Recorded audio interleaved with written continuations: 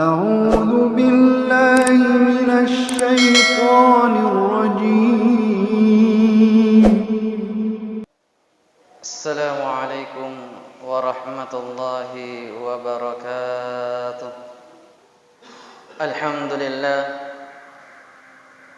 الحمد لله الذي حمدا كثيرا كما مر. أشهد أن لا إله إلا الله وحده لا شريك له، وأشهد أن محمدا عبده ورسوله.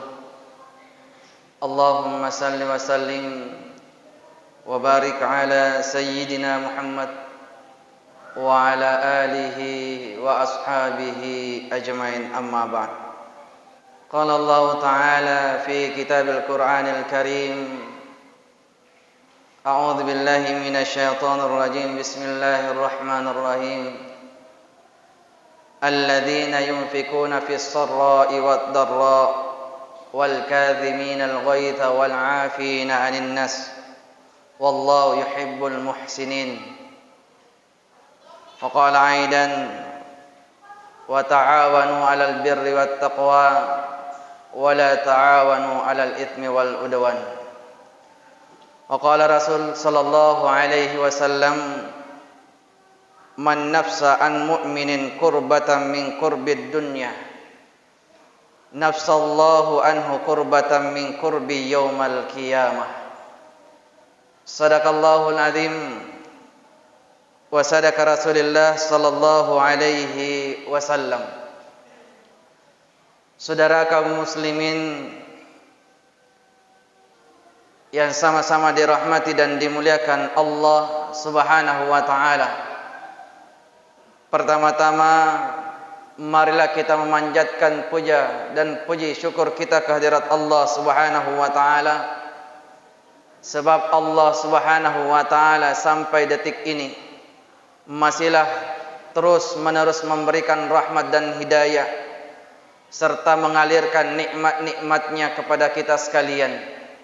Dan di antara nikmat yang terbesar yang Allah berikan kepada kita adalah nikmat Islam dan nikmat iman.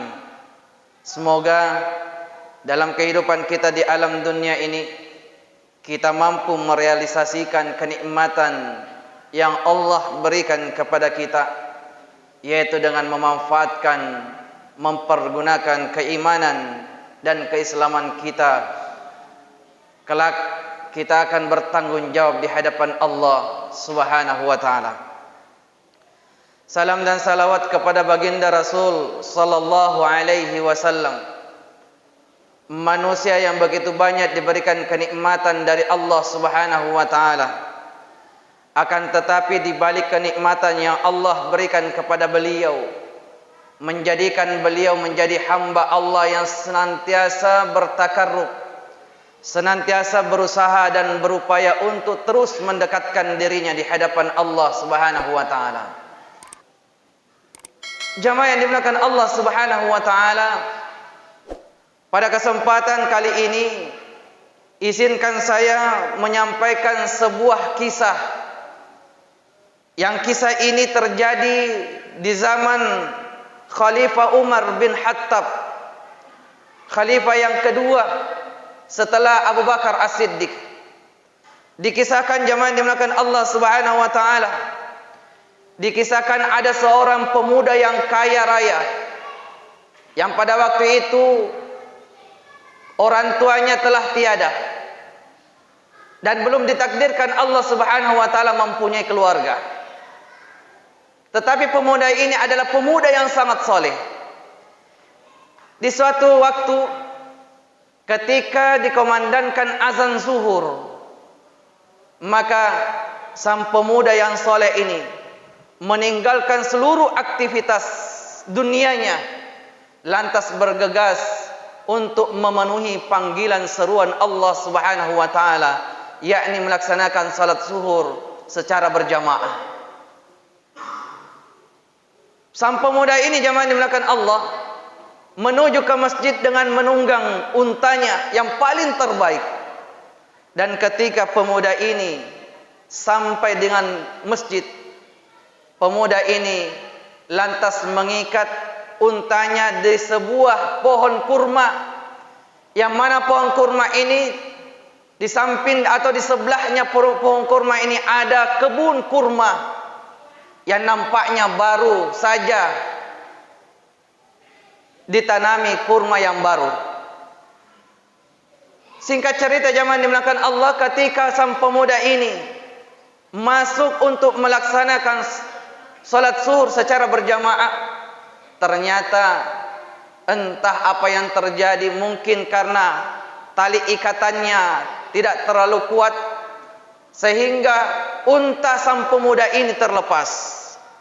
Dan ketika unta pemuda ini terlepas, maka unta tersebut masuk ke sebidang tanah, sebidang kebun yang ternyata baru ditanami pohon kurma.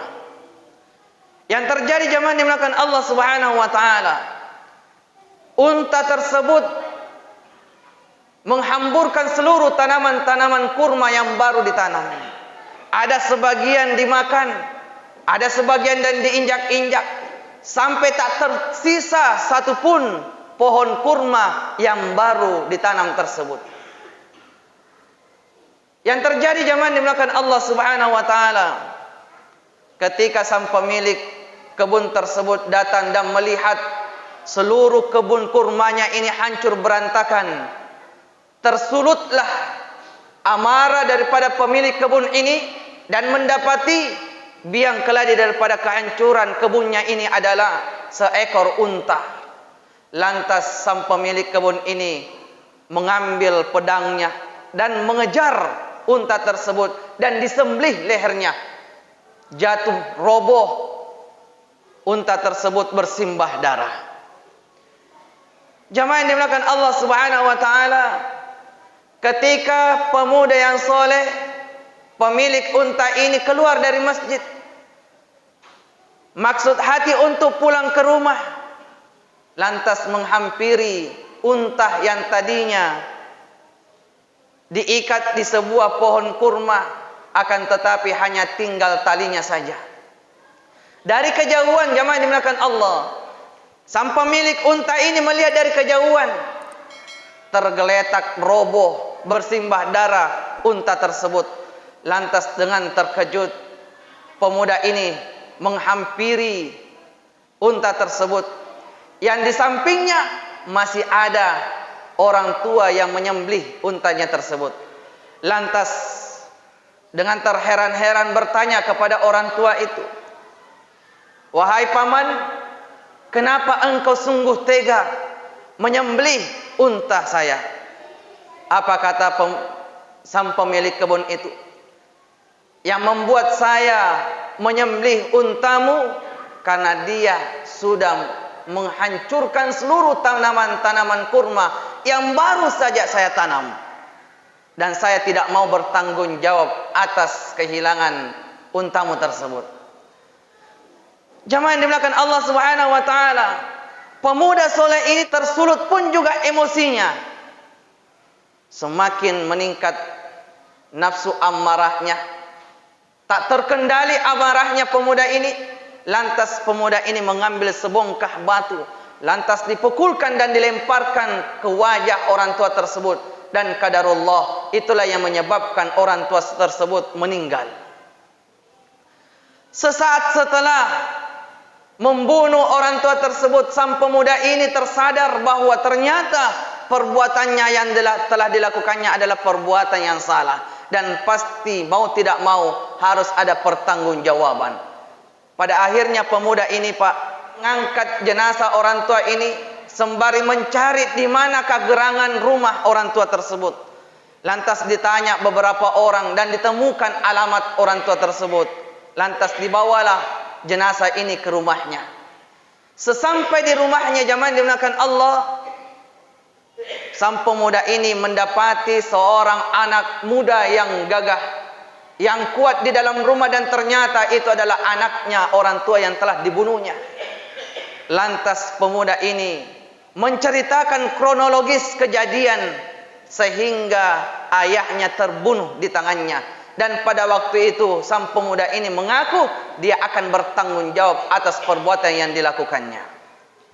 Jamaah yang dimuliakan Allah Subhanahu wa taala, ketika anak daripada orang tua yang meninggal ini mendengarkan cerita asal muasal kejadian meninggalnya ayahnya, maka sang pemuda ini mengatakan, kalau begitu tangguhkan dulu persoalan ini. Mari kita sama-sama untuk mengurusi jenazah. Kita makamkan orang tua saya. Setelahnya kita bersama-sama mengadu, meminta keadilan kepada Khalifah Umar bin Khattab. Setelah penyelenggaraan jenazah selesai, maka anak daripada orang tua tersebut yang meninggal dan beserta dengan pemuda yang soleh ini pergilah bersama-sama ke hadapan Khalifah Umar bin Khattab untuk mencari keadilan. Lantas anak yang meninggal orang tuanya ini mengatakan kepada Khalifah Umar bin Khattab bahwa sesungguhnya saya tidak mau tahu, orang tua saya telah meninggal di tangan anak muda ini. Hari ini saya meminta keadilan kepadamu wahai Khalifah. Mendengarkan laporan daripada anak ini, Khalifah Umar bin Khattab seakan-akan tidak percaya. Kenapa? Karena beliau sangat kenal sekali pemuda yang membunuh ini. Seakan-akan dalam hati Khalifah Umar bin Khattab ini tidak percaya. Lantas Khalifah bertanya berulang-ulang, memperjelas, apakah engkau betul yang membunuhnya? Kata sang pemuda soleh ini, betul wahai Khalifah Umar bin Khattab, saya yang telah membunuhnya. Kata Umar bin Khattab, apakah ada saksi yang melihatmu? Kata sang pemuda soleh itu mengatakan, tidak ada yang melihat perbuatan saya. Tetapi saya yakinkan bahwa pada waktu saya lakukan perbuatanku, saya yakinkan Allah Subhanahu wa taala melihat saya. Maka jamaah dimuliakan Allah Subhanahu wa taala, Khalifah Umar bin Khattab mengambil sebuah keputusan keadilan bahwa sesungguhnya kematian haruslah dibayar dengan kematian. Mendengarkan keputusan Umar bin Khattab, sang pemuda yang soleh ini menyanggupi apa yang telah ditetapkan oleh pemimpinnya tersebut. Akan tetapi pemuda ini meminta izin kepada Umar bin Khattab mengatakan, wahai Khalifah, sebelum engkau mengkisos saya, menghukum mati saya, izinkan saya untuk keluar daripada negeri ini selama 3 hari. Ditanya untuk apa? Saya ingin menghabiskan seluruh hartaku. Saya ingin sedekahkan seluruh hartaku. Karena hartaku banyak sekali dan tidak ada ahli waris saya. Apa kata Umar bin Khattab? Saya tidak mengizinkan engkau keluar, karena saya takutkan engkau tidak akan bakal kembali lagi. Kecuali, kata Umar bin Khattab, kecuali kalau ada di antara jamaah sekalian yang ingin menjadi perwakilan engkau, yang ingin mewakilkan engkau, jikalau seandainya engkau tidak hadir, maka dia yang akan dikisos. Maka sang pemuda itu berdiri melihat dan menatap seluruh para jamaah yang hadir. Dan ternyata jamaah dimuliakan Allah, ada seorang sahabat Nabi Muhammad sallallahu alaihi wasallam yang pada waktu itu masih hidup, yang bernama Abu Zar Al-Ghifari. Maka pemuda itu menghampiri Abu Zar Al-Ghifari, mengatakan, wahai paman, maukah engkau menjadi jaminan kepadaku? Jikalau seandainya saya 3 hari yang akan datang tidak kembali, sekiranya engkau bisa menjadi jaminan, engkau yang akan dikisos. Lantas Abu Zar Al-Ghifari mengatakan, wahai adinda, wahai anakku, laksanakan apa yang engkau inginkan.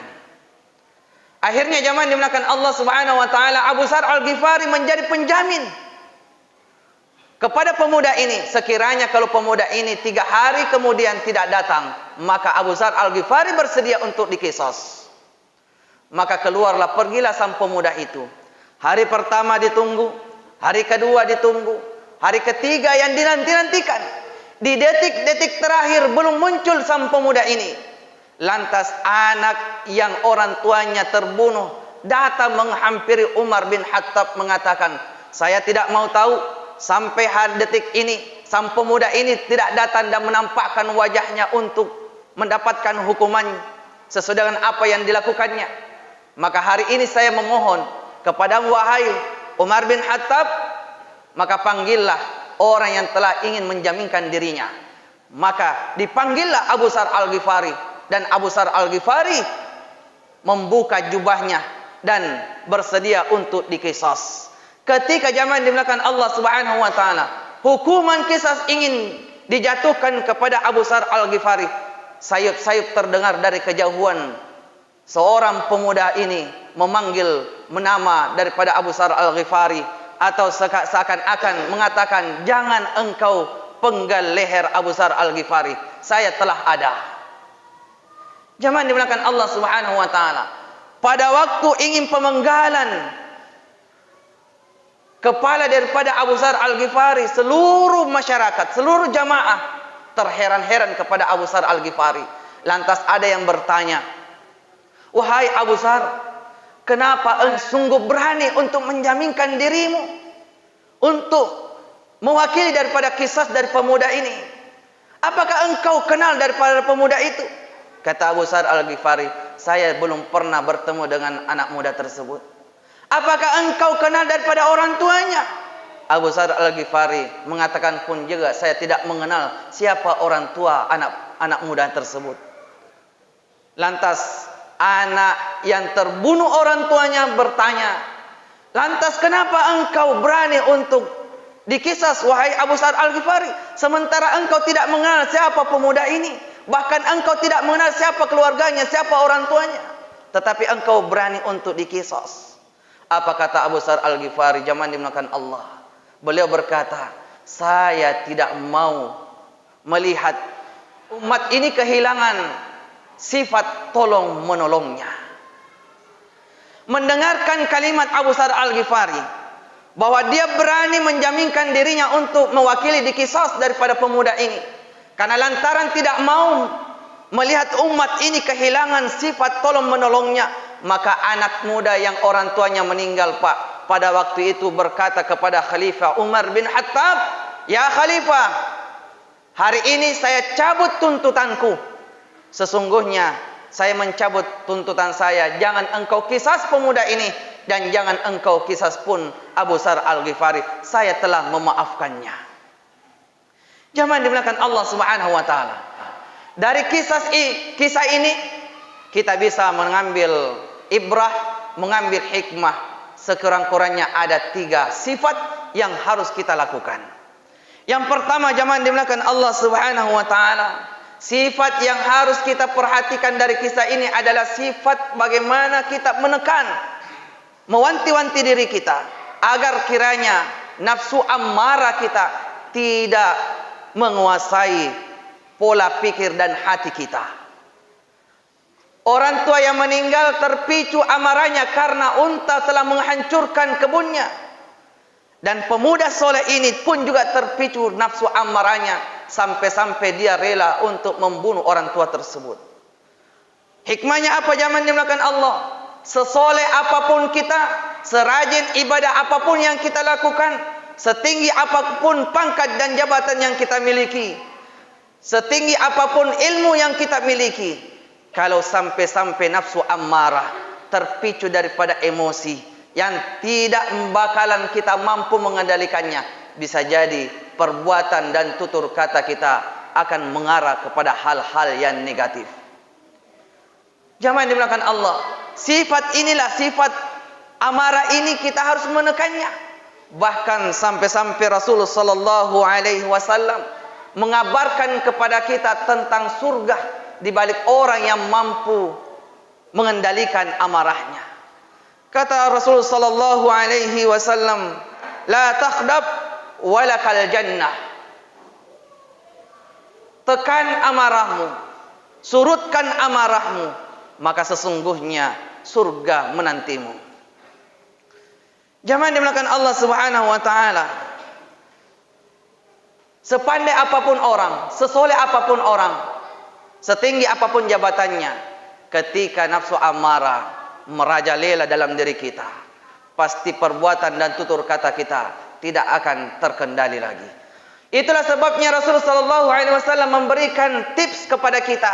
Ketika kita mendapati diri ini nafsu ammarah meningkat, kata Rasulullah sallallahu alaihi wasallam, jikalau seandainya di antara kalian dalam kondisi marah, dalam keadaan berdiri, usahakan duduklah sejenak. Kalau dalam keadaan duduk masihlah datang emosimu, masihlah engkau marah, kata Nabi, berbaringlah sejenak. Dan ketika kita sudah berbaring masih ada emosi, kata Rasulullah sallallahu alaihi wasallam, bangkit, ambil air wudu, lantas buat takbir, ambil 2 rakaat, bertakarrub kepada Allah Subhanahu wa taala.